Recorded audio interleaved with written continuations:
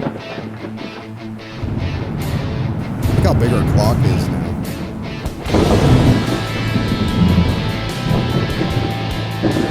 You know what they say about guys with a big clock? They really know what time it is. Hello out there, and welcome to the No Shit Cast. I'm your host, Matt Frazier. Another day, another show, another batch of shit to talk about.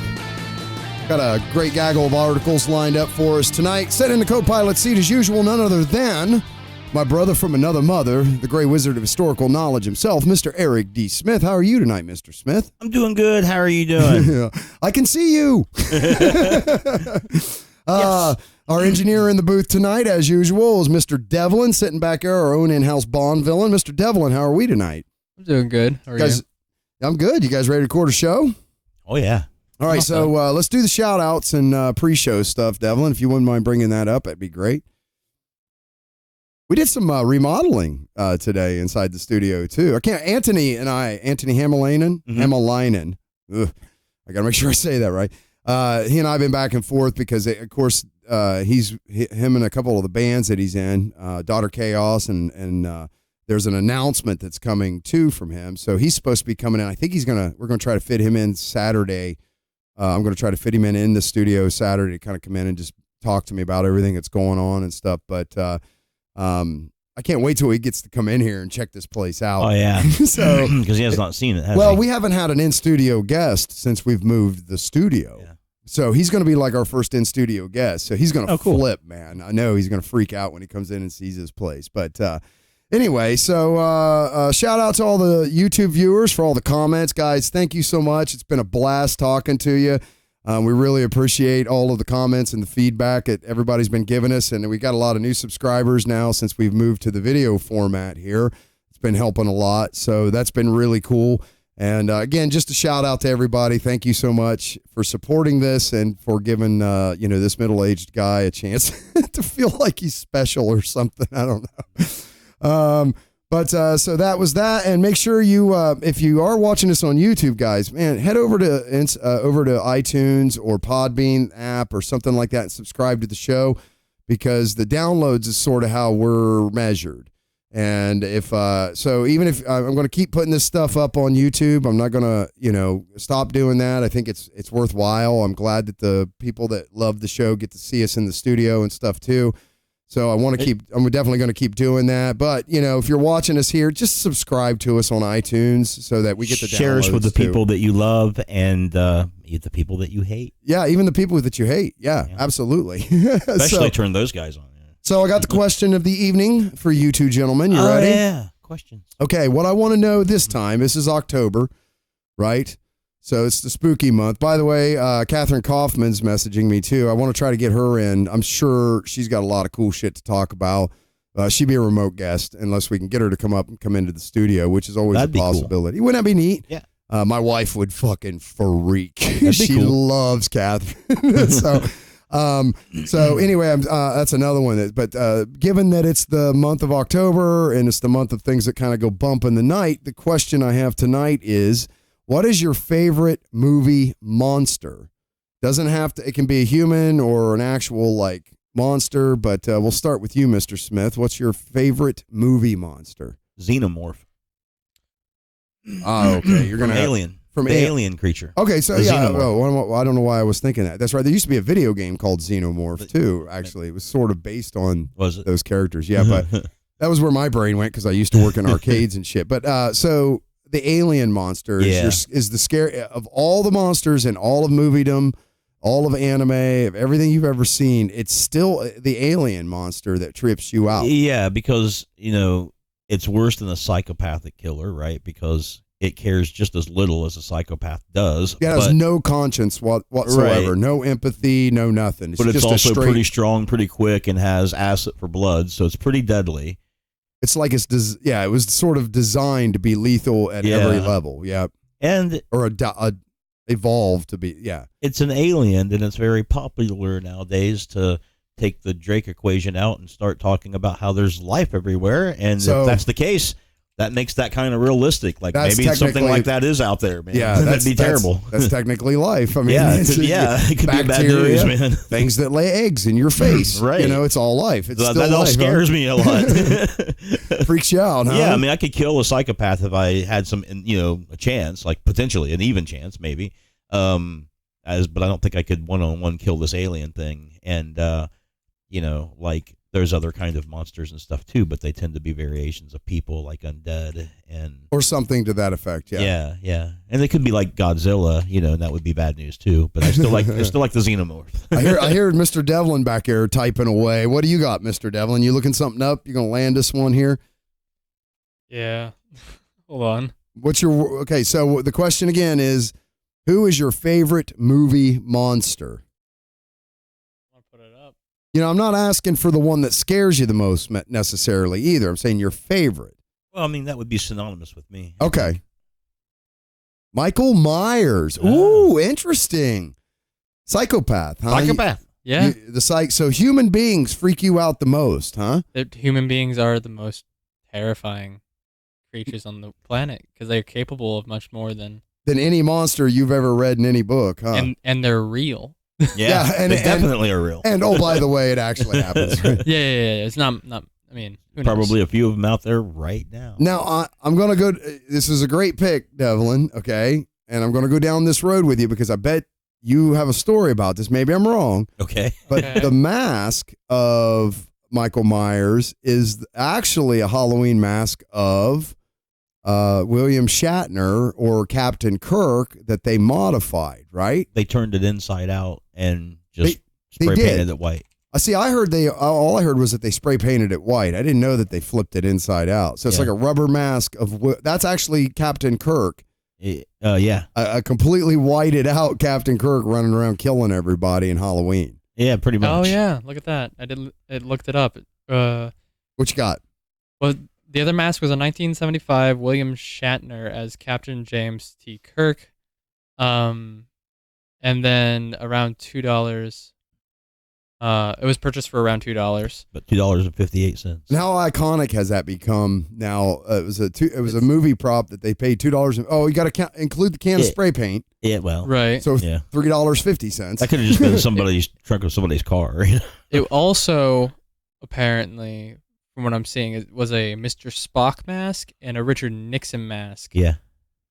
But they didn't use those, and they ended up using the Captain Kirk mask as the one. Okay. Yeah, one of the guys that worked on the set went down to a local area and bought some masks, and they ended up. I don't know. I don't know if they thought it was creepier or what, but for whatever reason, they ended up picking that William Shatner one. I think it's interesting, just to juxtapose this a little bit, right? So your favorite movie monster is something that's not even worldly. Yeah. And his movie monster could be the next door neighbor. Yeah. Like, that is wild, right? So it's kind of a different sort of thing.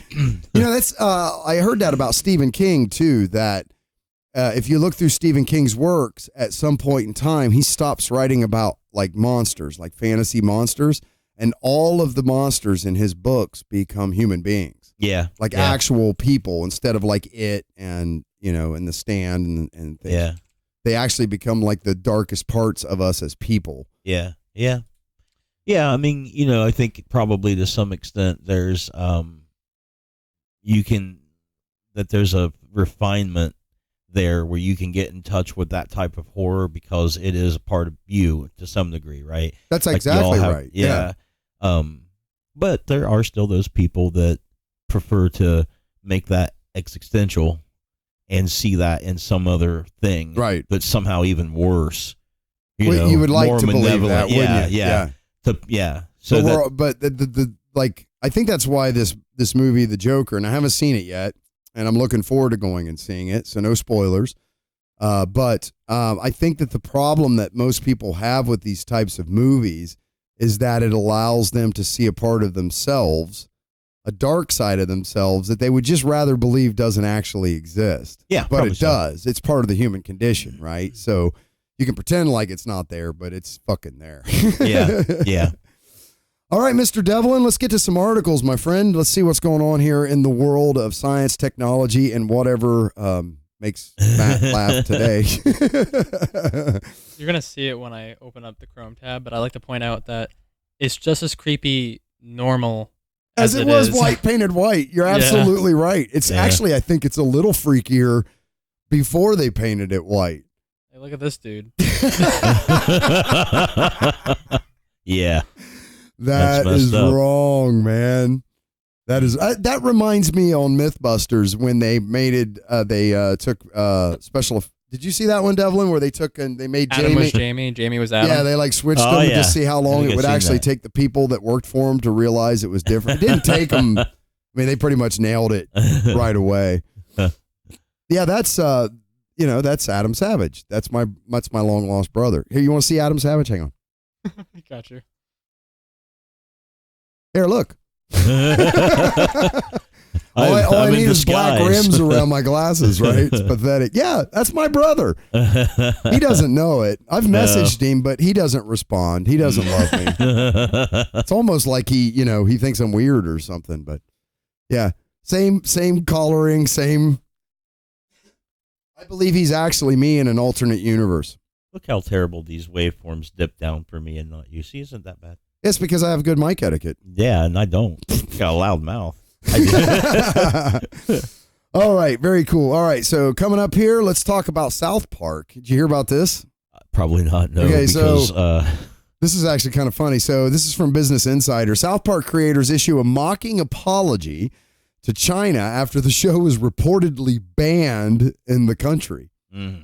So this is like a new there's a bunch of weird censorship going on. Dylan was just talking to me about it today that something about, what was it? It was Blizzard Entertainment. Blizzard, the Overwatch, was Diablo, not letting people World of delete Warcraft. accounts. No, it was if they said anything online, like in the game Overwatch, which I love, if they said anything in the Overwatch game that was like in support of the protesters, they would be banned. Oh, okay. All right. And so Devlin was telling me about that, and it was kind of interesting because that's the difference between the United States, obviously, and China, right? We can say whatever the fuck we want, but in China, you can't be critical of the state. You can't have a obviously. podcast like this. Oh, no. No. But so they've taken this granularly all the way down to video games. So if you have people in that are supporting the protests in, help me out here, guys. Tokyo. No, that's Japan. Is it? No, where it's Hong Kong. No. Hong Kong. Oh wait, what were we talking about? Well, the protests that are all going on over in China right now. Oh, Hong Kong. Hong Kong. Okay. If you post anything like on Overwatch that's politically subversive and is in support of that, they'll actually ban your account on Overwatch. And so Blizzard Entertainment, basically what I think has happened here is the country of China has come to Blizzard and said, you're going to do this or you're not going to have your video game in our country at all. So people from China can't play Overwatch. So they acquiesced as a because they have a firewalled sort of country when it comes to the internet. Go ahead, Mr. Devlin. So basically what I'm seeing, because I looked up Blizzard Hong Kong, and it's saying Blizzard bans Hearthstone Champion for Hong Kong support. What is it? I have to find the rest of this without actually playing the... Yeah, for Hong Kong support. So basically, this dude got banned for saying something, I guess. I can't get... I'm trying to find all the details. But because, what, now, he's probably like a high-level player that's followed by a lot of people or something like... Because esports is a big freaking deal now, yeah. man. Well, you guys have heard about what happened in the NFL, right? One of the players for the NFL made a tweet in support of the protesters in Hong Kong. Okay. I didn't know that. Yeah. And the NFL stood up for him. Okay. And that's really cool. Okay. Yeah. And they lost like an $80 million deal. Market? $80 million deal. Broadcast, over there. Wow. Well, good for the good for the NFL in this case, right? What you got? So I actually got the story.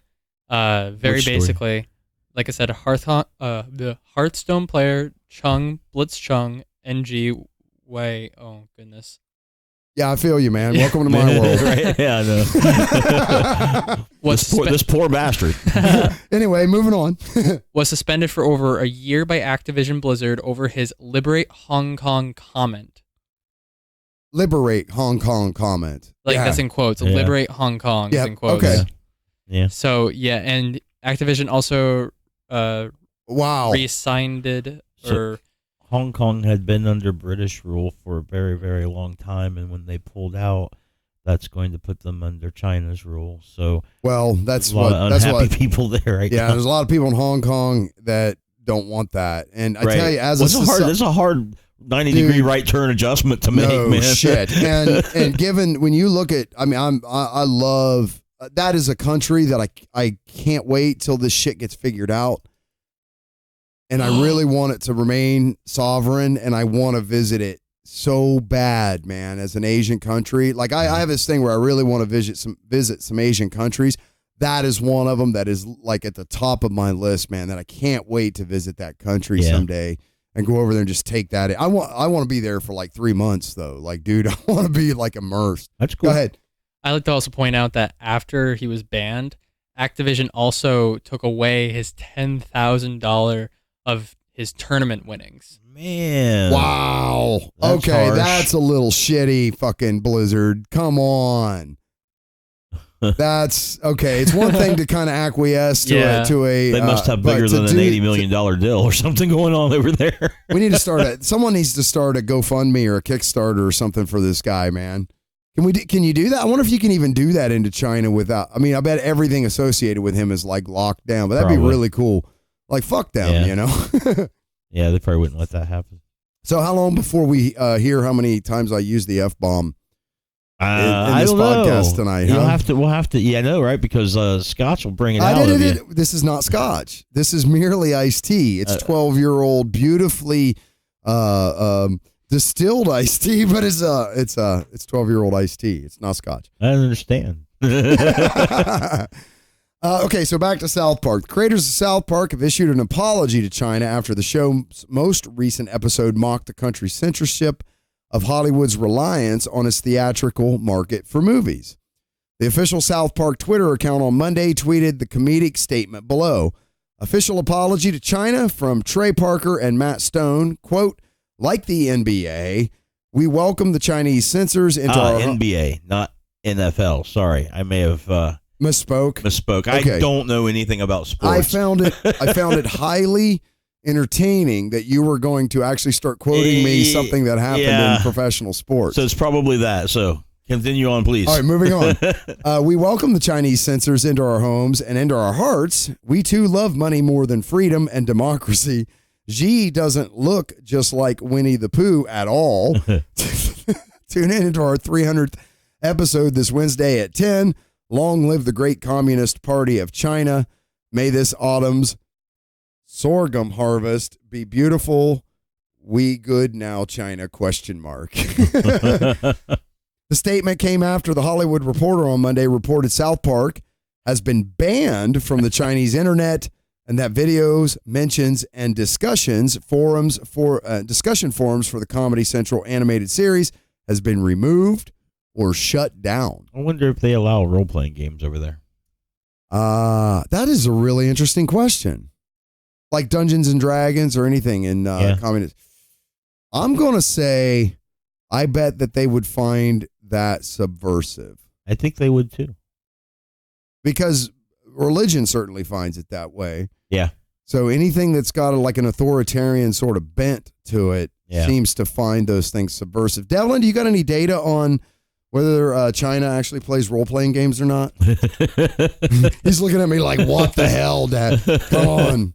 The episode, banned in China, references China's crackdown on Winnie the Pooh imagery. None of that poo shit. None of that poo shit.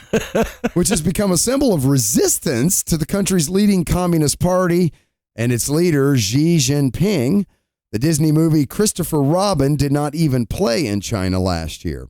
Yeah. I'm starting to wonder if the No Shit Cast should be even covering this kind of stuff.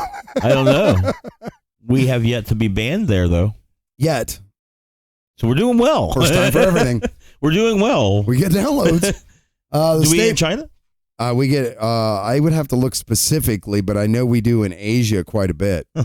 Beyond that, I mean, we have a fan in Germany too. Woo! Well, that I know, and thanks for saying so, because otherwise I don't know. Right? I don't know if we still have a fan in Germany, but we did. The statement from Parker and Stone also mocked the NBA's apology to China after the Houston Rockets general manager Daryl Morey tweeted on Friday and then deleted an image with the slogan, quote, "Fight for freedom, stand with Hong Kong." That's the guy. In solidarity with the Hong Kong protesters, the NBA issued a statement that said it was, quote, regrettable that Morey's views, quote, deeply offended many of our friends and fans in China. And apparently the Chinese have a fascination with basketball that goes back to when the missionaries came and introduced the game to them shortly after it was invented. Yeah. So they have a history that goes back pretty much as much as ours does. Yeah, it's kind of cool. I would love to go to China, too. Yeah, but they're missing out. They're going to be missing out. I don't think they're going to ever let me in China after this, but I would love to go visit China, too. I mean, as it is, like as it stands. I'm not as a subversive or anything, but just to go and maybe if you're not a basketball player or a video game player, you can get in or something, you know? Oh, what we got here? May is fighting for her rights, but she can't do it alone. Okay, May is a character from Overwatch. Basically, is what this is showing. It's this little. I guess she's Asian, right? She's Chinese. She's Chinese. She runs around with this gun that like freezes people, and she can put these crazy ice walls and stuff up. But so this is like a meme specifically for Overwatch. And this is kind of crazy, man. This is like a movement that's sort of starting here. But it's happening virtually. I mean, who would ever thought we'd live in a world where a video game was being censored by the Chinese government? Who would have ever thought that we would have lived in a world where technology allows communication on a private level with a government entity, that one guy could tweet something and it go pisses directly off to the government and they respond back. Yeah. You know what I mean? Like it's weird seeing how the sausage is made, isn't it? It is. It's weird seeing state governments tweet Mr. with Devlin. Somebody else. Yeah. Go ahead and bring us up the next one, bud, when you're ready. Yeah, man, I think I wanted to point this out because, obviously I've seen the headline and I've heard a little bit about it from Mr. Devlin, who's way more fucking topical. Sorry. Way more flipping topical than I am when it comes to these kind of things, especially when it's related to like things like esports and the internet and this kind of stuff. So I wanted to talk about that. But yeah, it trips me out that we live in this world where a game now is causing like weird irritation for a communist regime, around the world. We were living in an age where a game caused great irritation to our own people in the 80s. That's right. Satanic Panic and all that with Dungeons and Dragons, right? Right. And before that, there was a cult panic, and then there was a super predator panic based on violence on cable TV and violence in video games. Kidnapper. Yeah. Stranger danger. Yeah. Yep. So, I mean, it's not just this. I mean, it's people get this way. I saw that because I'm a data guy, right? And, of course, I think the best data we have is from 2012, okay? So it's a little dated at this point, but I'm talking about statistically speaking. It is as safe today for the average American as it was when we didn't used to lock our front doors and we left our keys in the vehicles because nobody would steal them. Yeah. Statistically speaking, that's how safe it is. Now, juxtapose that with how freaking paranoid most people are today. Sure. Isn't that weird? Like as far, I'm talking strictly like the statistics on violent crime. Sure, yeah. It is super like safe compared to what it was even like 15 years ago, 20 years ago. Yeah, but that's because... Of course, I'm from 2012. I don't know what the data says now because for some reason they stopped collecting it. So I don't know, man. I think that once entertainment became viable in terms of like, you went from a situation where everybody was down to like 3 channels or so to everybody having cable and satellite TV and 24-hour news and all of this. I think that it heightens people's, senses. Add in social media and the saturation of the way the algorithms work. Yeah, we're just able to know more about these things happening. They don't happen as any more often, but they can certainly be told to other people as soon as they happen, and they can be kind of dramatized and stuff. Like let's make you think you were really there. Absolutely. And this is what happened. But it's still bad. Everybody, you got to keep in mind, you, the pejorative or whatever, the global you, not you, that right now is a weird time in the sense that you've got major networks now trying to compete with clickbait media for market share. Mm-hmm. So we're seeing this weird sort of thing that you and I are always, panning and making fun of, this sort of clickbait media, the big words giveth, the little words taketh away kind of, media. But in that space, that advertising space, you have the major television network, established television networks that are also trying to now compete for that same marketing dollar. And so what's happening here is that I feel, okay, it's my opinion, is that clickbait media is sort of like an anchor, and it's dragging media by and large down to that sort of most people would rather watch those movies and read those headlines than they would to actually dig into actual stats that tend not to be dramatized, right? Like if you're looking into stats, that's a pretty entertaining thing for most people, unless you just like doing that, right? Right. So they're more prone, people in general, to choose. Some of us like that to do clickbait, the math, man. Yeah, but that's not many. Not many, Generally, we're engineers. Yeah, because it's just nature of people. Absolutely. The ability of information. Convenient lies versus hard truths. Yeah. Well, I mean, the ability for information to be disseminated amongst people has far exceeded people's ability to assimilate that information. Absolutely. There's way more information than there are people to consume. Yeah, and you can't assimilate it as well as you used to be able to, right? You'd hear things and you could kind of make a judgment as if you're hearing something likely or unlikely, right? Right. But now you're inundated so often and with so much of a spectrum of information that you can even choose the kind that you like the best, that people have a hard time assimilating it. It disseminates really quickly. Yeah. It's so much, and it's very dense now too. Yeah. I mean, there's like you said, there's just. I told somebody the other day, I said, before you believe something you see on the internet, do yourself a favor. Type that topic and put the word scam at the end of it, and spend as much time reading those articles as you did reading the articles that pissed you off. And if you come out at the end of it going, that's legitimate shit, then you're probably right. And as we've talked about before, just about any kind of research is always going to be secondhand research, right? Always. I mean, it doesn't, unless you actually experienced it yourself or there's firsthand information, you can only say that you've read a book or you've seen a documentary, so you went to a website. You're standing on somebody else's interpretation. Right, who you probably don't know personally or know what their methodology was of gaining the information, So there's not many people that actually have the ability to gather and correlate data, right? And that's like when we were talking about with scientists that are a part of a project like a satellite that's gathering information about the sun, for instance, as an example. Like these guys are probably the only people on Earth that A, have direct access to the information, right, and B, have enough knowledge about how to interpret that information because they wrote the base code, right, to gather that, right? So they're the best interpreters, right?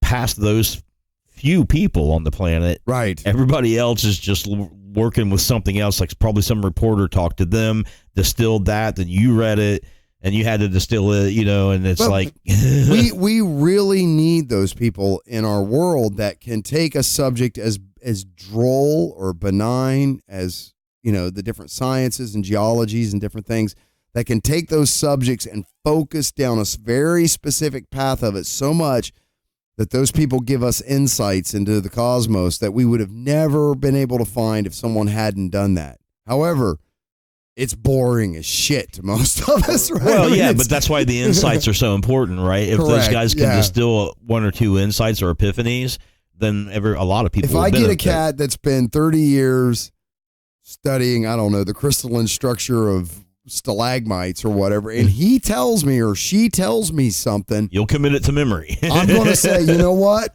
I respect that, man, and I'm gonna trust your intuition and say that's probably right. I absolutely agreed, man.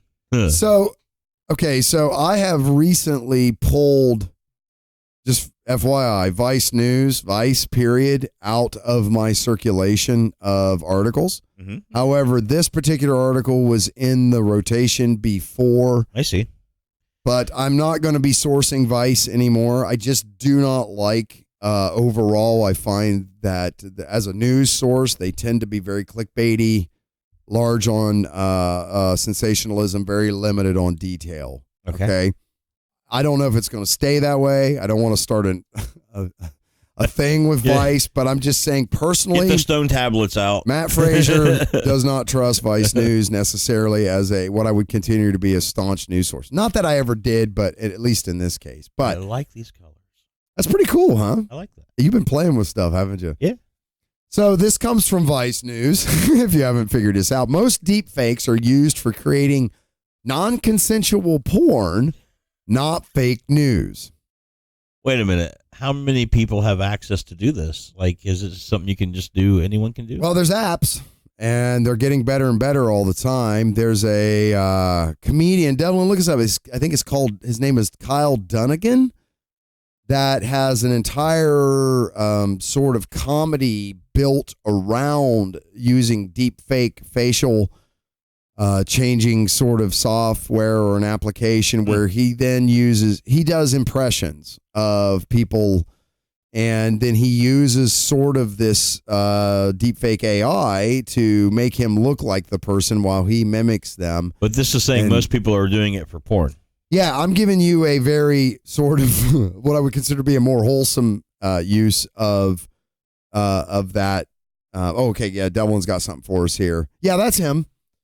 Yep. Kyle Dunnigan. Yeah, he does a lot of really funny stuff. And it's funny because I didn't know who Kyle Dunnigan was until he started doing this. So this is, and I'm not saying he's not a funny guy. He's been a comedian, from what I understand, for years. But this was the thing. I mean, this is from 2013, his stand-up special that he did in 2013. But this thing that he's doing where he's using these sort of facial AI type stuff to change his face to make him look like different celebrities and things while he does impersonations and puts them in really weird, hilariously weird sort of positions is all because of the way that this technology has moved forward. Okay. However, I mean, a lot of people are freaked out by this AI stuff, right? Yeah. Go ahead, Devlin, bring that back up. But what it's being used for the most is porn. Is what I think is interesting. So that goes back to, what is the internet for? Porn? It's for porn. There's actually a song, The Internet is for Porn. I highly encourage you to go to YouTube and look that up. It's puppets singing a song called The Internet is for Porn. There's some other cool stuff on the internet too. YouTube. I didn't just say the internet, did I? Did I say the internet? Anyway. Well. Anyway. The internet is for porn. Okay, so while media, politicians, and technologists panic over the risk of deep fakes impacting elections, okay, a new study has found that the vast majority, two times, of deep fakes are pornographic in nature. So they're taking famous people, celebrities, and I don't know, the girl that lives up the street or the guy that you work with at the coffee shop. And some porn star. And some porn star, and they're marrying them together, and there you go. On top of that, to the surprise of absolutely nobody. No one. All of the pornographic deepfakes analyzed in the study exclusively targeted women. So I threw the coffee shop dude in there just to try to balance the scale a little bit. But let's be honest, we knew where this was headed, right? Yeah. The news acts as a reminder that although in the future, political actors may adopt deepfakes for the purpose of disinformation, that's what everybody's freaking out about. At the moment, their use is squarely in their original designed purpose to target and harass women. Now, see, when I say the masses, this is the kind of thing I mean. Most people, this is the kind of thing I mean. So, just to be clear, people that would use deep fakes to, that's what you think most people are? Well, That's what that's saying, right? It's saying that the vast majority of people that create deep fakes are doing it for this reason. But not the vast majority of people, period. That's the kicker in the way this stuff's written. Do you not agree? Like, what they're talking about is the vast majority of deep fake users pornography content is targeted at women. Right. Not that most people using deep fake is using it for porn. No. Not that the vast majority of people are even watching this to begin with.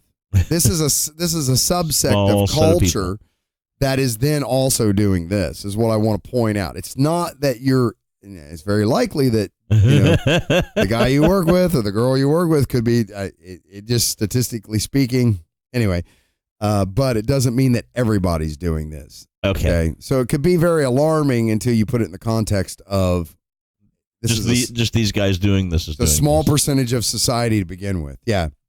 A key trend we identified is the prominence of non-consensual deepfake pornography, which accounted for 96% of the total deepfake videos online. They're not making politicians say things that they didn't say.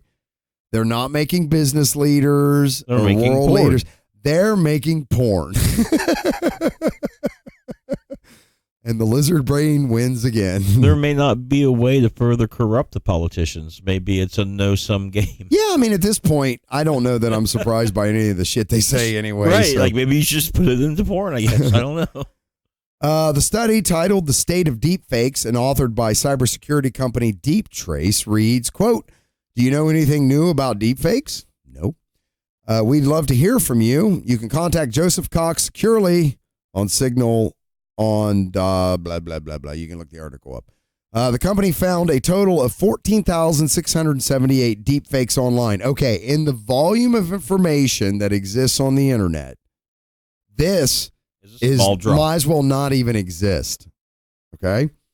According to Giorgio Petrina, CEO and chief scientist of DeepTrace, the company then examined the gender of targets and videos from 5 deepfake porn sites, 7,144 videos, which is less by half, and 14 YouTube channels under 500 videos.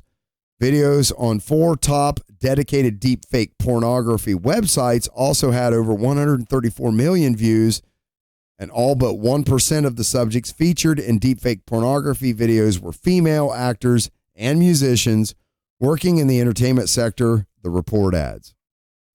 I think that we're missing that the people that are being exploited in these videos are missing an opportunity here in that now you can't fucking believe anything you see on the internet. It could be if you were already there.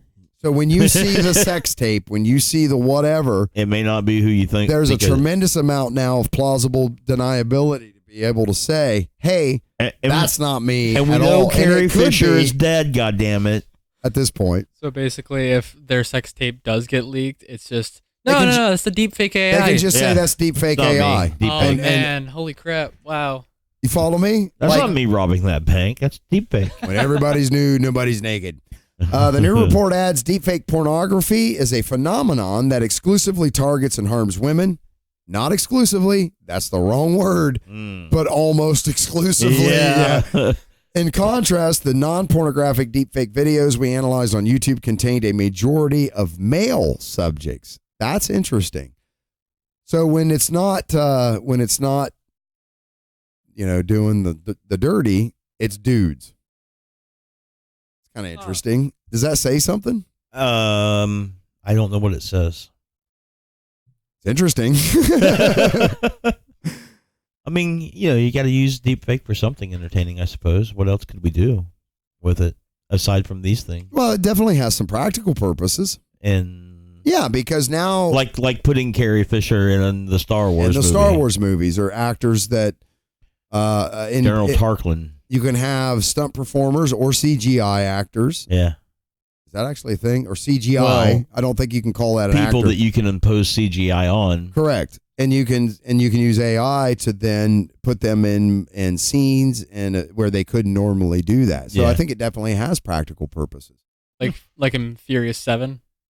Have you seen that movie? I have not. I watched the first one, and that was about it. They put Paul, I think his name's Paul Walker, into Correct. the movie at the end of it when they're him and Vin Diesel are splitting the roads. Was it believable?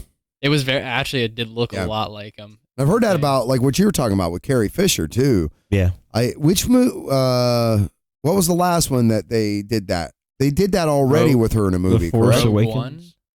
Was Carrie Fisher's character Princess Leia in Rogue One? I think it was like it was definitely Carrie Fisher's Princess Leia. Princess Leia of that 1970s whatever. Yeah. Because that's when that movie actually preceded. That was Rogue One. Rogue One. Yeah. Which I really liked, by the way. Yeah. Yeah, I thought that was It was actually much a pretty like good movie. Hamlet. Everybody dying at the end. It was great. I haven't finished it, so thanks. Yeah. Oh man, it's great. You'll love it. Nothing bad happens to the main characters at all. Don't worry about it. You don't really have to invest a lot in these characters. I also liked Han Solo. Yeah, me too. Yeah. And I like them both better than I like the new me too. trilogy. Not trilogy. That's the wrong word. Yeah, whatever it is. The new Star Wars main. What are they called, Devlin? Prequels or whatever the fuck.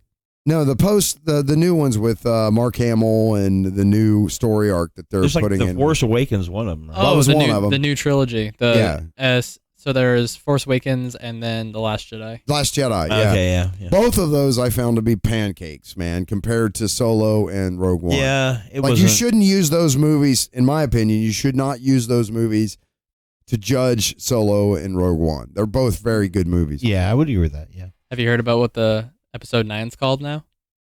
Return of Skywalker. Not Rise Up? I think is it the Rise of Skywalker? Rise of Skywalker? Well, they did that when they did Return of the Jedi. It was originally entitled Revenge of the Jedi, and they thought that was too aggressive. Yeah, you're right. Didn't test well with marketing groups. Right. Well, just Lucas didn't like it. He said a Jedi wouldn't have that kind of. That's actually true. Stuff. Yeah. So it's called the Rise of Skywalker. Rise of Skywalker. Okay. Yeah. Very cool. What are we reading? Hey, man, we're not reading. Where are we at, Devlin? Help us out here. California cracks down on political and pornographic deepfakes. This one comes from Engadget. Okay.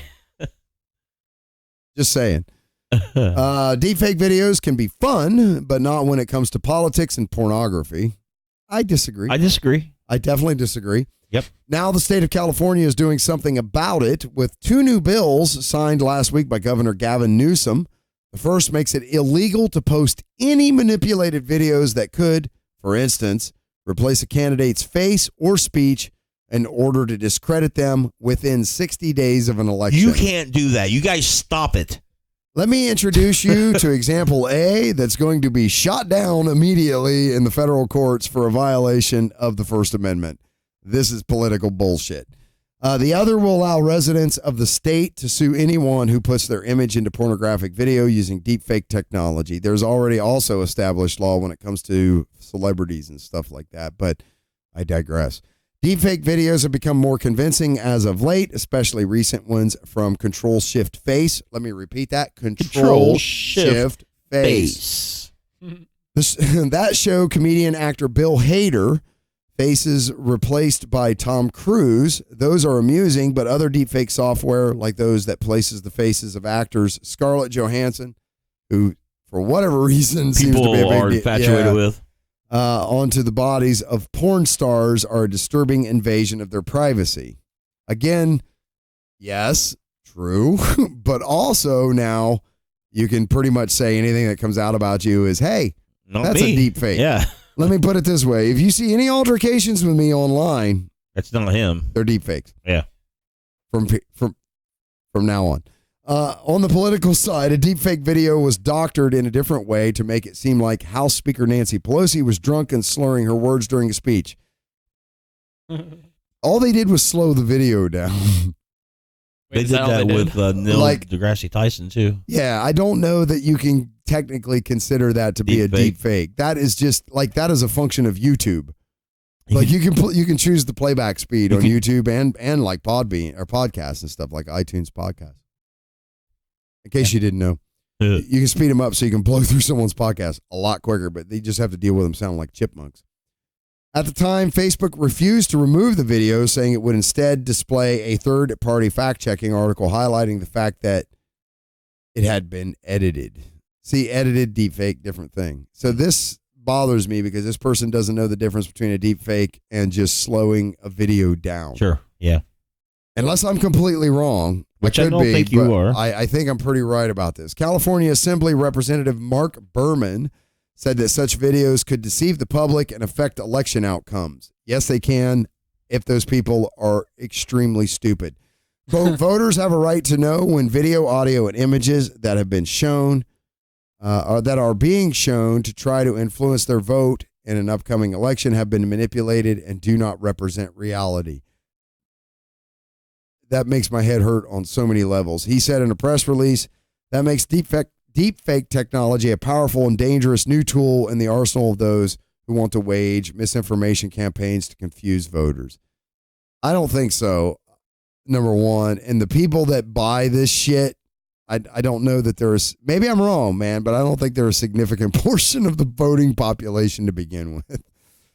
It's always hard to say, man. I'm always amazed at the general lack of awareness of certain things. Yeah, it's people. striking, isn't it? Well, like I used to believe everybody had a basic grasp of science and physics until Facebook came along. Right?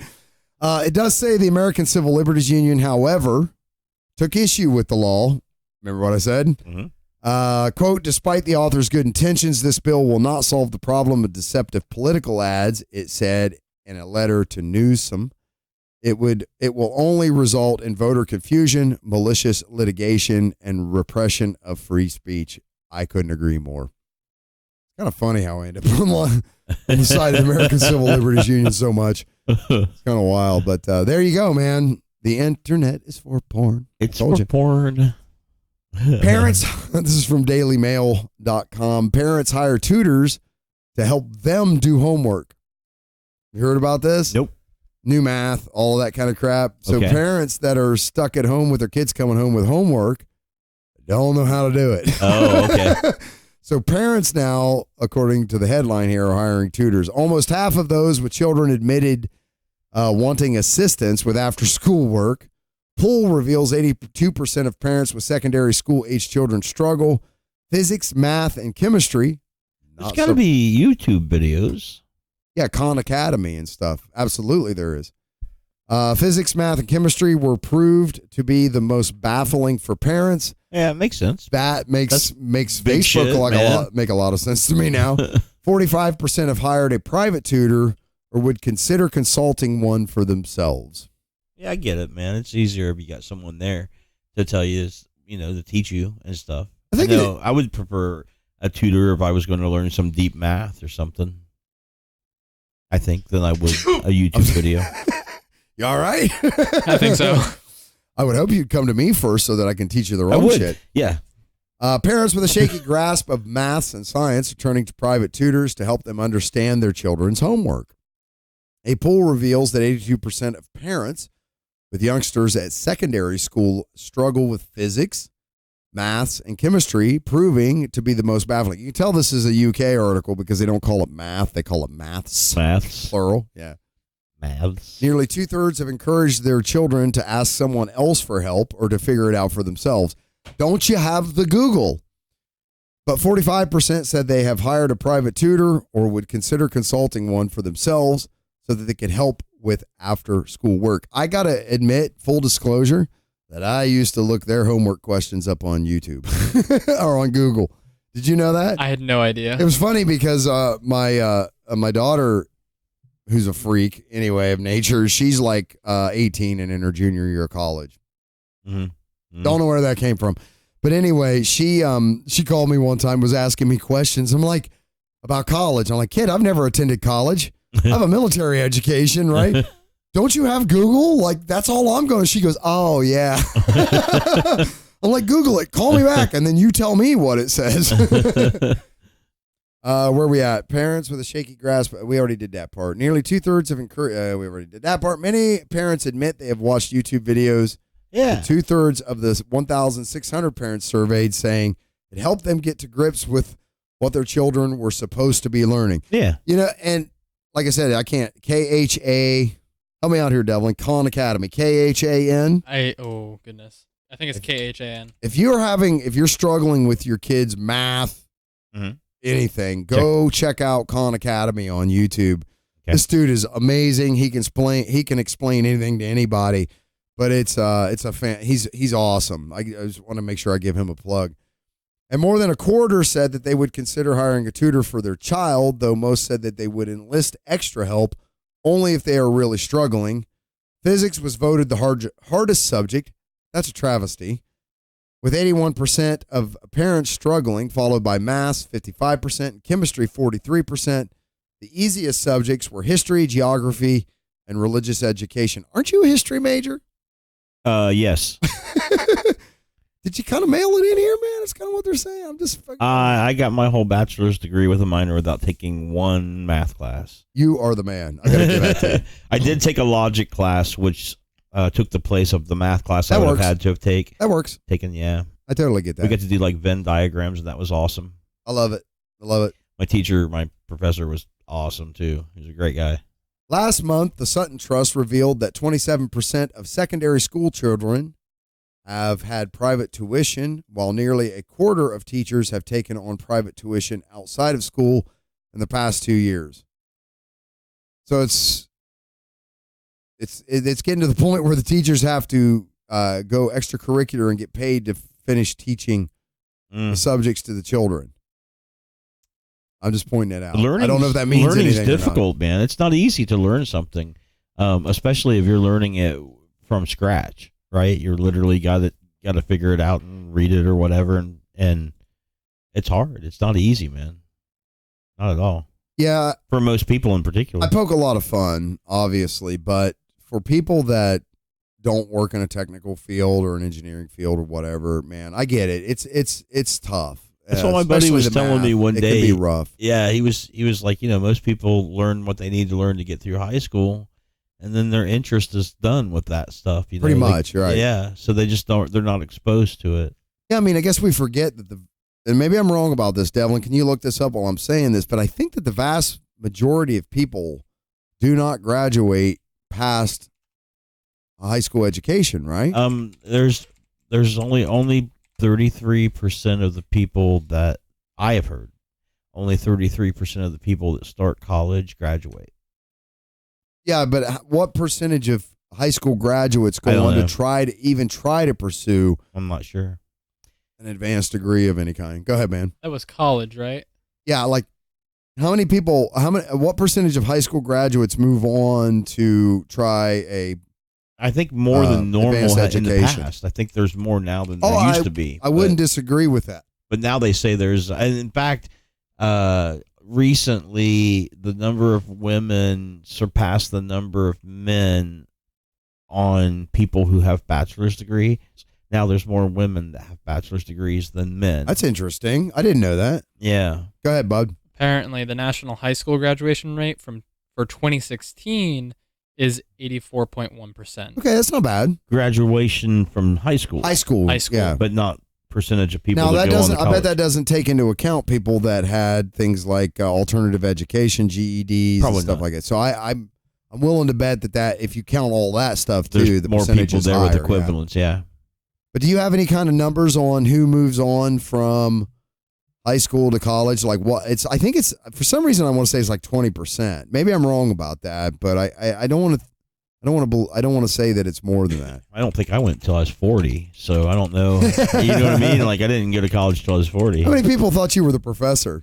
A lot. A lot of them did. Yeah, just between the way I talked and that I was always around, I was always hanging out with the professors and talking with them and buddying up with them and stuff. They're like it's the gray wizard thing, right? They just thought because I was hanging out with the professors that I was one of them. I'm like, no, I'm just hanging out with them. I'm a student. I'm about the same age as they are. You know? Got anything, Devlin? I'm checking. This is actually really. So it's going to take a little more research. Take a bit. Take your time. That's fine. Take your time. All right, what do we got? Where are we at on articles, Bubba? Look at this. We're at almost in an hour, and we've done, 3 articles now? You got to quit talking so much, man. It's you. It ain't me. It's our 12-year-old iced tea here that's... So So I thought this was kind of interesting. Okay. Yeah, go ahead. I'm sorry. I found this interesting. The first thing that popped up was the vast majority of special education students can grasp rigorous academic content. Experts say that up to 90% should be able to graduate from high school meeting the same standards as general education students ready to succeed in college and careers. Interesting. Okay. That doesn't mean it's the only path kind of situation at all, too. Well, they're also saying they need more people with skills than knowledge at this point. Oh, my God. They need more people going to like trade schools and that sort of thing. My buddy Pat, I'm not going to say his last name, but he was telling me that he wants to come on the show here, and I'll let him do that before I say his last name, because he wanted to talk about, he's like a maintenance director, and finding people that can spin wrenches, basic mechanical aptitude skills, can turn screwdriver, insert screw, this kind of shit is damn near impossible. Yeah. It's insane. Yeah. Like the basic sort of fundamental skills of using hand tools completely eludes most people. No, seriously, dude, I'm useless in any of that. Is that right? Yeah, I don't know shit about tools or cars or mechanics or engineering, none of that. And the only reason why I did well in college, I just happened to take to it. Right. Like I just happened to be good at it. It's not. Well, academia suits you, man. It really does. Right. Yeah, I mean, it's like one of those things where you like being around those type of people that are highly specific in their knowledge. But when I started, I didn't know, man. Like I wasn't confident at all that I could do it. And I had no idea that I was going to take so well to it. Right. Like it was a surprise to me, right? And so if I stay involved in it, it's just because it was the easiest thing I've found to do in my life. It's not. I've done much harder things, man. Well, let's it was say easier than any of the marriages I had. Yeah, this is true. But it rings your bell like nothing else does. Oh man, I love it. Go ahead, Mr. Devlin. I learned everything about tools from you. Oh, you're in trouble. They were using tools when I came over. I was like, wow, look at them we go. were remodeling today. I just stayed out of the way. Doing some stuff. All right, Mr. Devlin, what do we got here? Where are we at? Technology is an accidental result from science, not the point. That's like saying that kids are a byproduct of a type of venereal disease. It's a little brutal, don't you think? I'm saying that's what that sounds like to me. This is from Forbes, Forbes.com. You can go check that out for yourself. Scientists are motivated by many things in their pursuit to understand the way nature works. Some have a heartfelt commitment to bettering humanity, either through medicine or fundamental breakthroughs. Others are just really curious about the way things work, and that's enough for them. Maybe one or two are just in it for the Nobel Prize money. I don't know. But often it's argued that if science doesn't lead to an immediate benefit, then it's just useless goofing around by weirdos in laboratories and messy offices. I used to believe that. Yeah, that Large Hadron Collider shit is just bullcrap, man. That ain't no practical science. You guys don't need that. You know, I was really on that boat about why are we studying the mating habits of barn swallows and shit. You know, like I was always totally against that kind of stuff, especially when it was like government grants and funded that way. But turns out that kind of data, when correlated and utilized by systems like AI systems, can give you tremendous insights into all kinds of crazy shit, swings in the environment and all kinds of stuff. So turns out I was completely wrong. And that data actually does come in really handy, sure. Especially in a derivative sense where it is utilized with other data sets to draw different types of correlations. If everything is connected, then all data is holy. Yeah, I got to apologize. I was wrong about a lot of that. Oftentimes, science does lead to technological innovations, but you wouldn't really know it if you saw it. Consider the development of quantum mechanics, for example. Why not? Okay. In the late 1800s, some experimental physicists were starting to notice some funky things. I like it, funky. Going on with nature, like the properties of light and electricity. Oh, yeah. Responding to that, in the first quarter of the 20th century, a few dozen theoretical physicists sweated and pored over arcane mathematics, in some cases even having to invent brand Maxwell, Kaluza, Klein, Oppenheimer. Where we at, Devil? Iceberg. Oh, that's not it. Where are we? Hold on. Brand new mathematics altogether just to get the job done. Devlin was snoozing on the wheel. Yeah. He was researching. Your excuses are notes. meaningless. Just taking notes. They were doing their best to try to explain a variety of weird experiments in a single coherent picture, which we've actually talked about a lot. That's the, what would they call it? The unifying sort of equation, or the Grand Unified Field Theory? Yeah, and it doesn't exist currently, right? No. Why were they doing this? Why not? Because they were really curious about the way the subatomic world works and just wanted to make sense of it all. They had no higher purpose, no greater calling than pure curiosity itself. Agreed.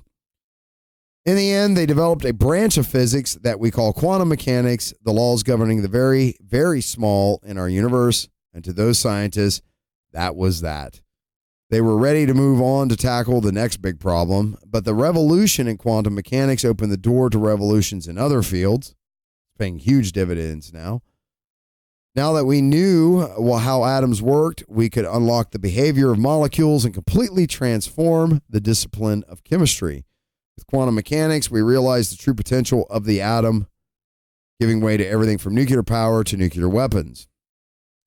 The miniaturization of computers in the form of transistors is undeniably one of the most powerful innovations of the 20th century, an innovation completely impossible without our knowledge of quantum mechanics.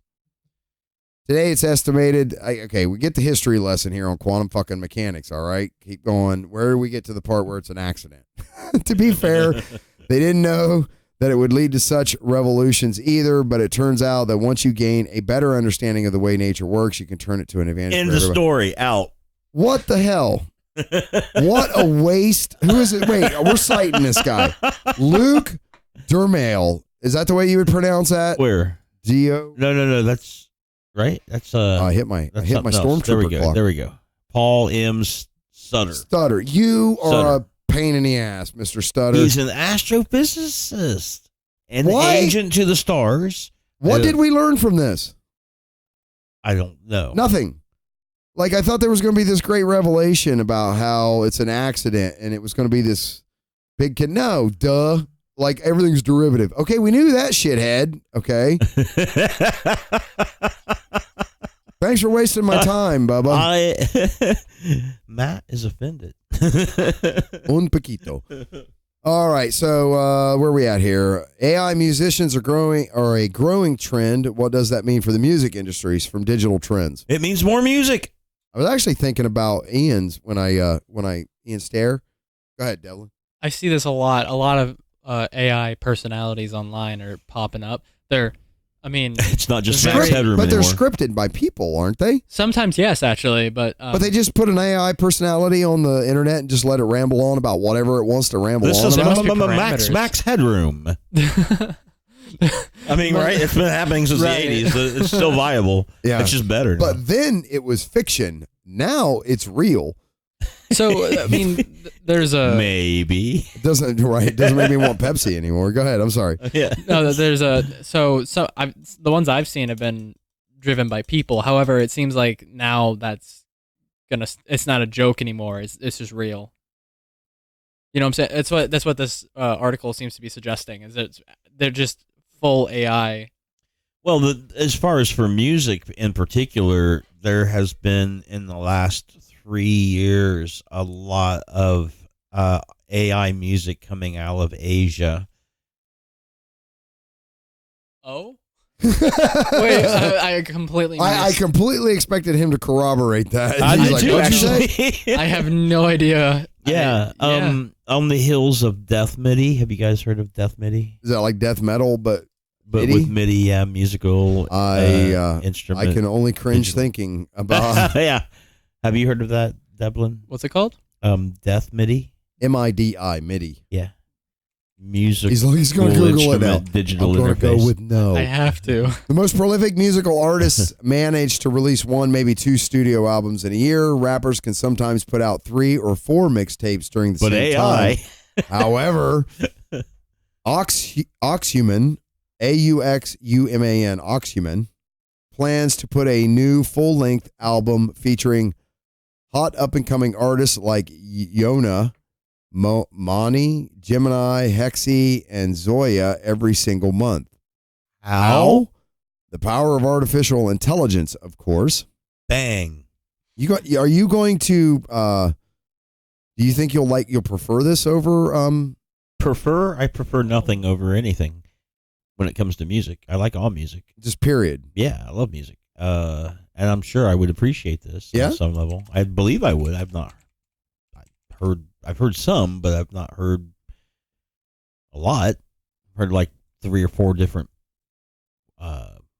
I'm trying to figure if I should call these people or groups or what. Well, what happens when Beyonce's like, I'm tired.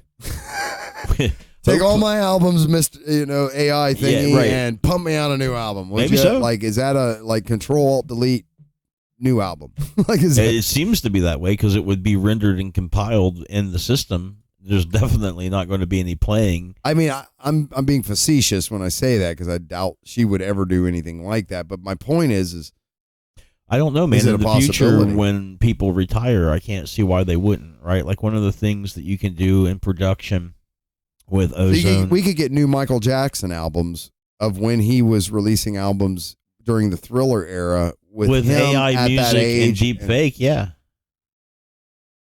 that's nuts. But I want to hear it at least once. Right. Same with Prince, stuff like that. Right. Leonard Skinner. Anybody really. Jimi Hendrix. Jimi Hendrix. So of course, you'll have a whole slew of people saying that that's not authentic and it's sacrilege. Dig it. Like decaffeinated coffee. But I'm not saying it should be. I still want to hear it. I don't necessarily. Me too. I'm not going to say, hey, that's Jimi Hendrix or hey, that's whatever. I want to hear it more than I want to hear Schwarzenegger rap. I agree with that. So the video down here on the article, I looked up on YouTube. Okay. And it's pretty creepy. Is it? I haven't listened to it, so I don't know how it sounds, but just I know there's AI doing newscasts now in like former Northern European sort of Soviet era because I'm an ignorant person when it comes to geography. But I think that they're already doing newscasts and stuff in Russia. They're using they script the news, and then an AI sits in front of an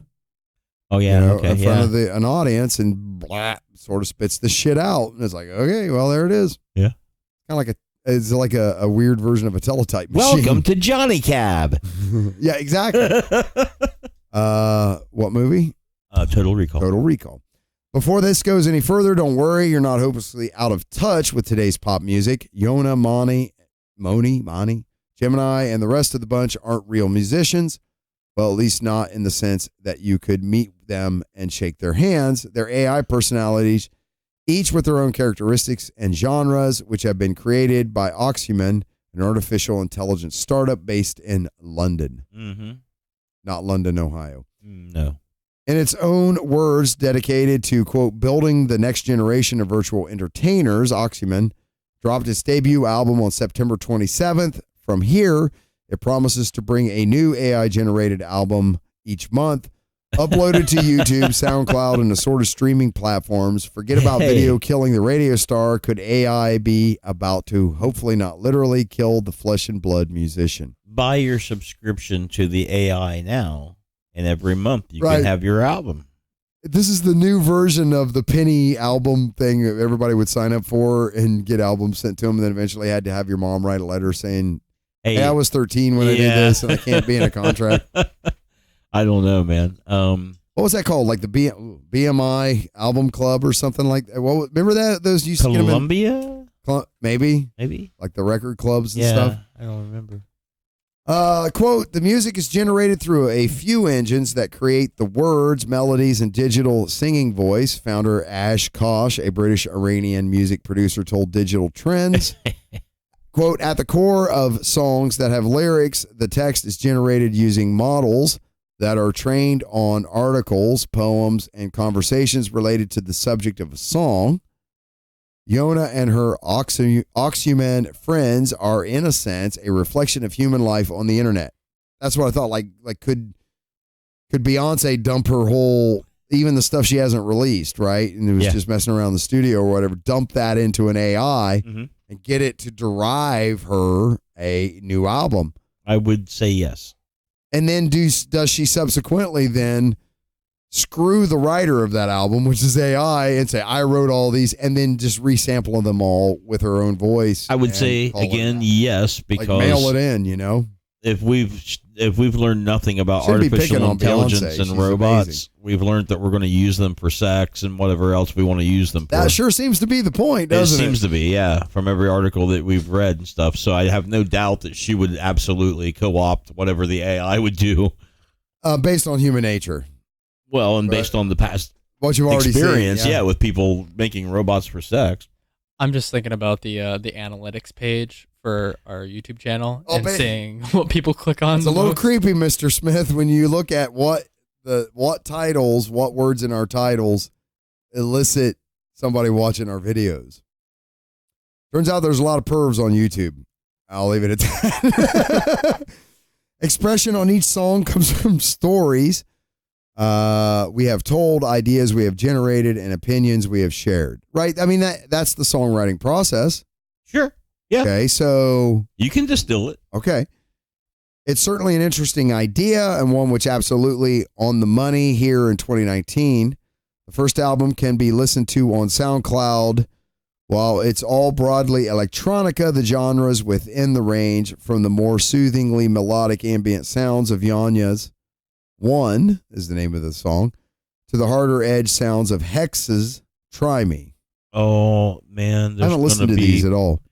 There's going to be purists that are going to lose their shit over their this. brain is going to burn in their skull. It's the imperfections in music that make it real, bro. I'm sorry, but if you're doing all electronic music and it's all precise, it's not real. It doesn't breathe. A mutual friend of ours was already posing the question, and he is a synthesizer guy. Okay. That does live music with his keyboards, right, looping some things that he made himself and playing along with them, and playing various synthesizers on stage and stuff. And he's asking, what's the appeal to a traditional DJ that's up there with a box? Essentially, I saw that. Yeah, I know who you're talking about. Go ahead. Yeah. No, I'm just saying there's that distinction. Yeah, he wanted to actually. He was asking people their honest opinion. Well, sure, yeah. But what struck me about that was that there was a delineation between that, because not that long ago, anybody that was doing any kind of synthesizer work, there was a question as to whether or not they were a real musician or not. I was on the bandwagon with the analog musicians saying the same thing for a long time. Yeah, but now things have progressed to a point where somebody who is on that synthesizer side can now delineate between people who are using things in the box, as it were, soft synths. I have found that almost exclusively, okay, those people that shit all over electronic music and electronic music composition and all this, without exception, have never tried to do it. Well, sure, themselves. and he wasn't shitting on it. He made a point to he wasn't point that out, no. right? But the interesting thing is that it's a delineation at all. Yeah. Right. I mean, we're all making music. Right. The goal is that we all make music. Right. Right. Whether it can be AI music, DJ music, or whatever. Right. It's Aristotelian, though. Everybody wants to stuff shit in a category. It's weird, right? That strikes me as weird that would be an issue. But I kind of get it. I mean, like, he's competing within a field where, he's doing a lot. He's putting a lot of effort into what he's doing, and what he's questioning is he's giving a lot of value out, right? Absolutely. And is the person up there hitting buttons giving that same value out, just waving their hands in the air and turning knobs and hitting buttons, Like, does that guy really need to be there at all? Yeah. Right. Or could it just be all done automated ahead of time? Right. And here we are talking about that very thing, right? AI musicians. So his question is very valid. Because at some point you have to ask yourself. You've been using like random sound generators as part of your the last few soundscape, tracks. Okay? And I mean, how is that not AI? You don't decide when I think you put an envelope around it and it pretty much sorts everything else on its else out on its it's not own. AI in the sense that it's not learning anything. It's parameters that are adjusting at various rates, and they're still adjusting at that same rate, right? As far as I understand it. And for a length of time, it will give you a situation that's not repeatable, right? Where maybe for 10 minutes, you can create a soundscape that doesn't repeat itself. Okay. But if you played that longer, it eventually would. Okay. Because you're still working within parameters. If it was truly AI, it would be learning and adapting. As it right? went. As it went, right? And it would be infinitely changing. I see the things. difference. Yeah, I see it. I agree with that, actually. I think you're right. Yeah, absolutely. BT, the electronic artist BT, developed a thing that you could put on your head that's usually used for cephalograms. You know, the thing that you put on your head that's got the little suction cup things, and I've never had that reads your done. EKG.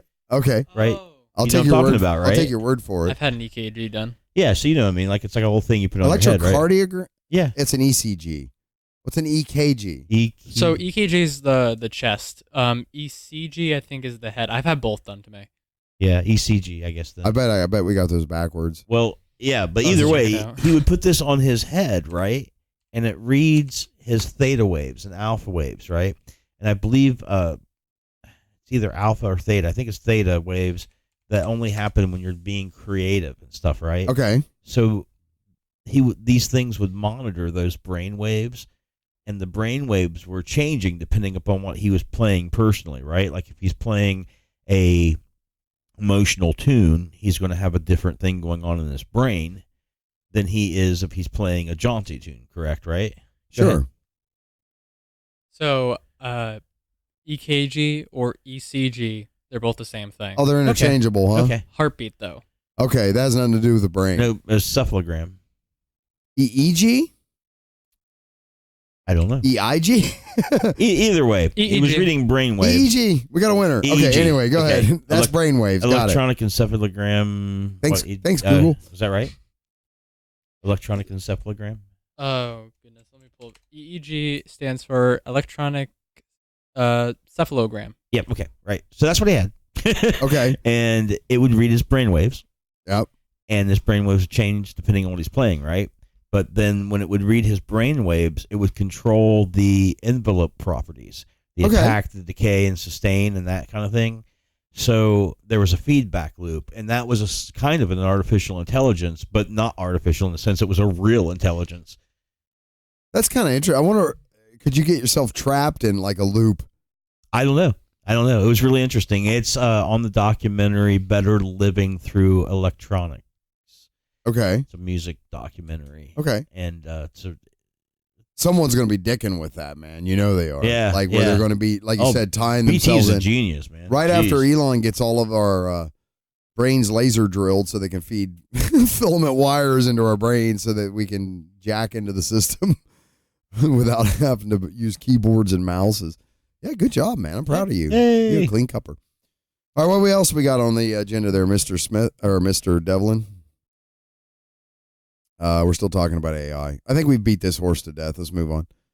Astronomers may have spotted strands in the cosmic web linking galaxies from Popular Science. Look at that. That is the biggest picture ever. It's like supposed to be a picture of our universe. That's what it looks like on the largest scale we can detect. It looks very spider webbish. But okay, moving on. Simulations suggest that galaxies flow together in vast filaments. We've heard this before. Yeah. If you could zoom all the way out from Earth, past the sun, past our galaxy, past the local group of galaxies, the We're Milky heading Way, to the Great Attractor. Right?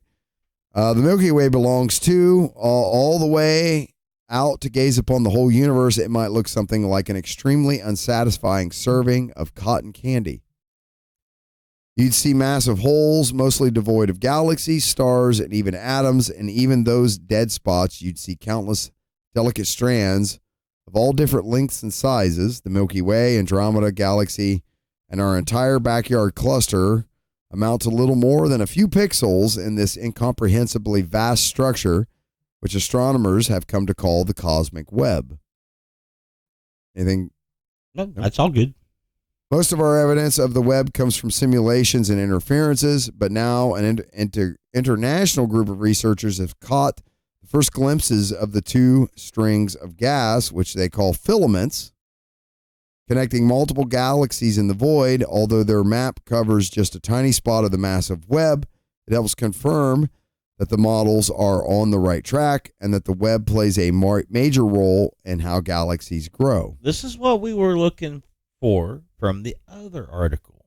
Something that said something more like, hey, we found this thing. Yeah, right. And it collaborates. Not some derivative bullshit. It collaborates. Collaborates. It collaborates. It collaborates. Collaborates it too. That's a new word. We're going to get that one. Hashtag collaborates.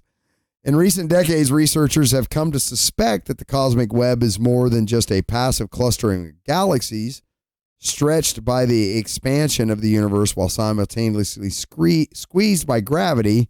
Simulations suggest the connective filaments thin out over time. More recently, astronomers have also noticed that star-forming galaxies don't quite shine as brightly as they should, as if something was getting in the way. This apparent interference indirectly provide that the cosmic web exists as a network of trace amount of hydrogen gas.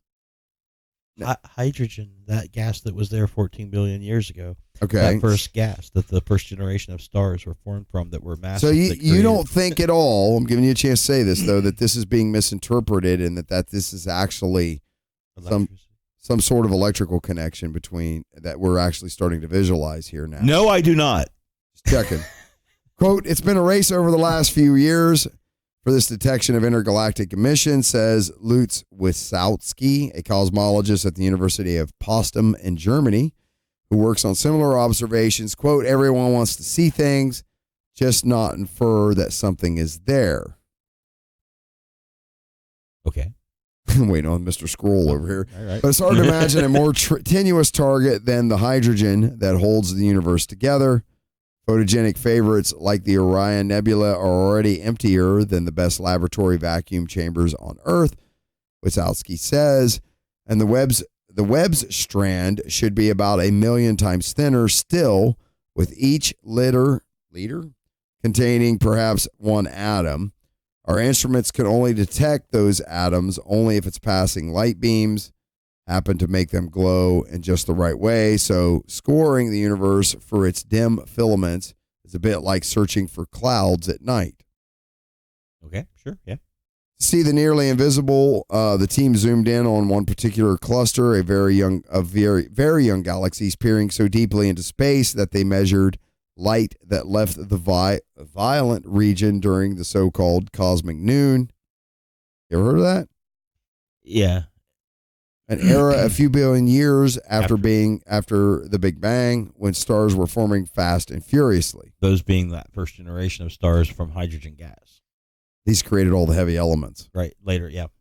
Follow up on hints from an earlier survey. They trained the European Southern Observatory's very large telescope in Chile on a part of the sky about the size of a small lunar crater.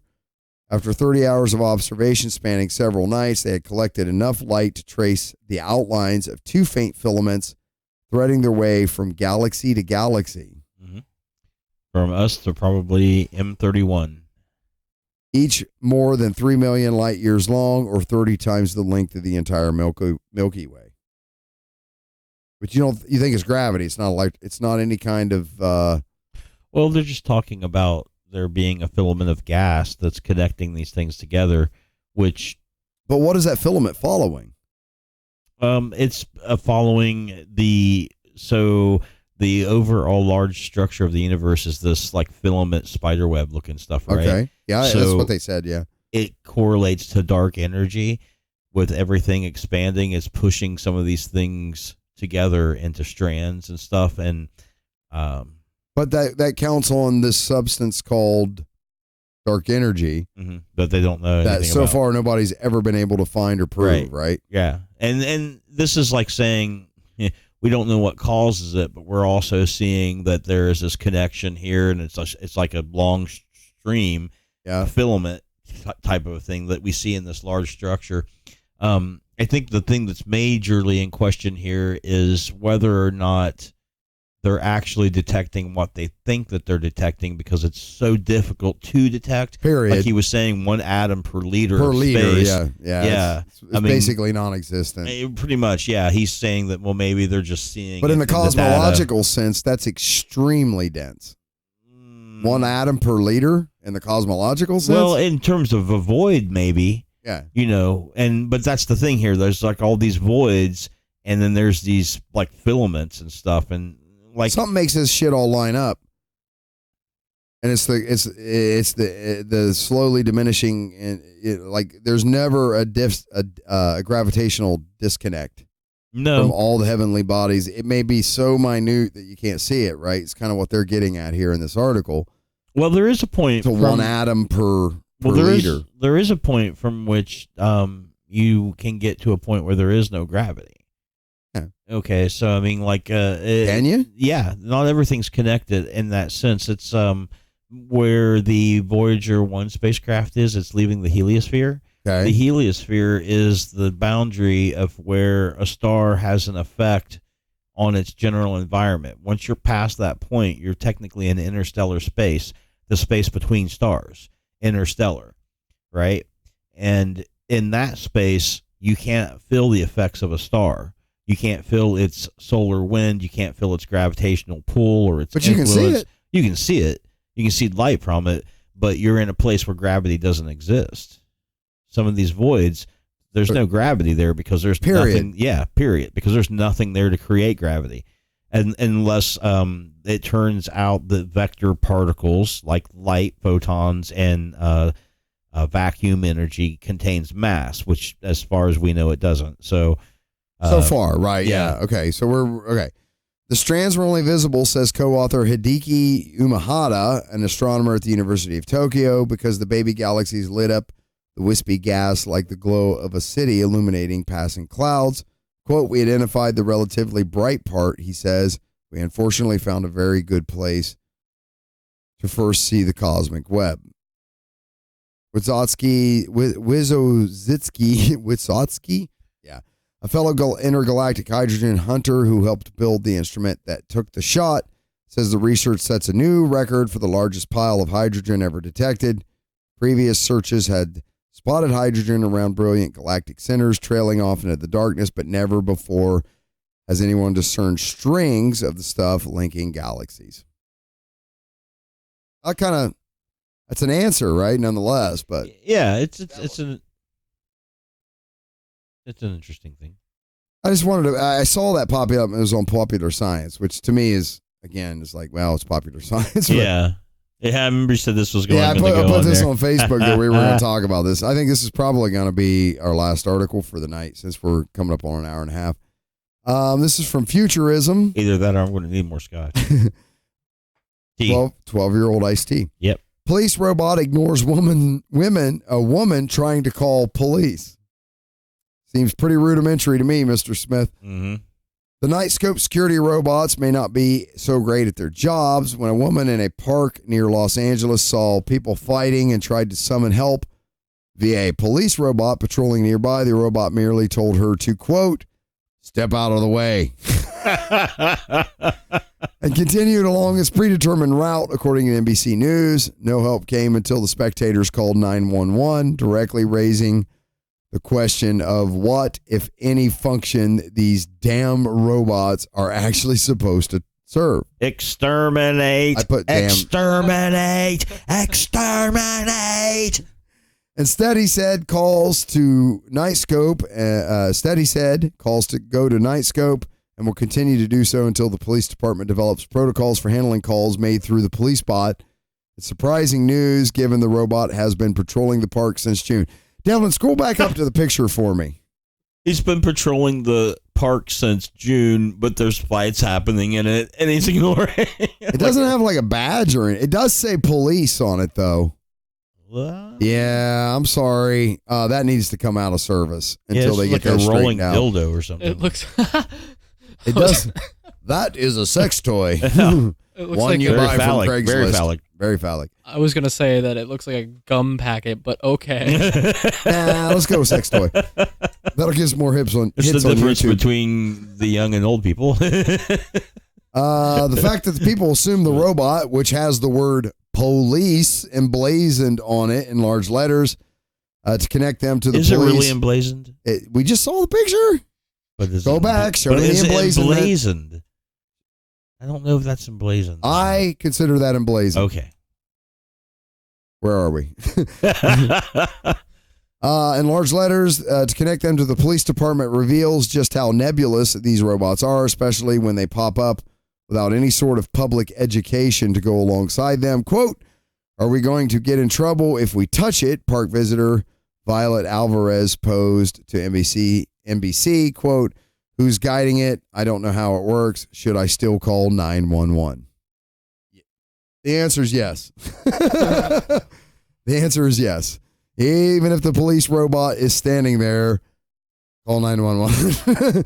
Talk to a human being. Tell them what the hell's going on. Get that police robot to find your Tesla and ask it to record what's happening. In Sentry mode. In Sentry mode, exactly. Right. All right, guys. Anything else for tonight's show? Oh, here we go. No, nothing at all. Nothing at all? Nothing at Come all. on, man. You can't let me down tonight. Really? I'm just saying. We didn't do scotch tonight, so maybe tonight's a bad idea. I'm sorry. 12-year-old tea tonight, so maybe tonight's such a bad idea. Devlin, you got anything you want to interject here, bud, before we close up? That good, huh? I was going to try and make a cosmic story talking about the cosmic web, but Couldn't I'm put not it that together. I'm not that intelligent. Better safe than sorry, man. Yeah. I got a cosmological dimensional matrix, but it's not in my pocket. I don't know how to take that. It's okay. That's profound, right? I'll take your word for it. It's more obscure than profound. All right, folks. Thanks for listening, everybody. Check us out at www.noshitcast.com. It's KNOWSHITCAST.com. Give us some like and subscribes. We'd really appreciate it if you would share us. And make sure you are downloading us on your favorite podcast provider while watching us on YouTube. That would be really helpful, too. So thanks for listening, everybody. We'll catch you all next time. Have a good one. Bye, Sizzles.